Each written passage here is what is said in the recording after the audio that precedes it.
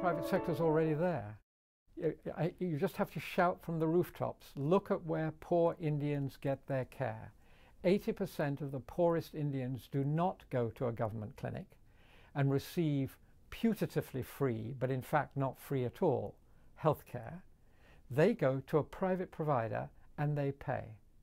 Now, this may be bad medicine, it may be a quack, it may be too expensive. There's all sorts of exploitation in this current system, but poor people are seeking care from private providers.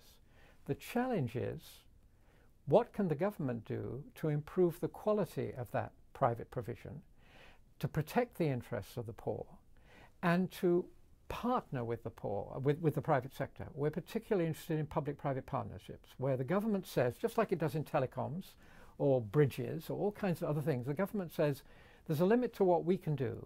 So can we form long-term partnerships with various manifestations of the private sector and conscript them into the delivery of public policy goals? It's about delivering on our public policy goals by using the private sector as a delivery mechanism. And the innovation is astounding when you go and look for it. And the flagship, of course, is Lesotho, and it's the brainchild of Finance Minister Tim Tahani, who is the dean and grandfather of all finance ministers in Africa, spent many years in Washington at very senior positions in the World Bank. And he is the architect of the greatest innovation in healthcare delivery in Africa, which most people have never heard of. I think from your face that you've never heard of it, and that is shocking.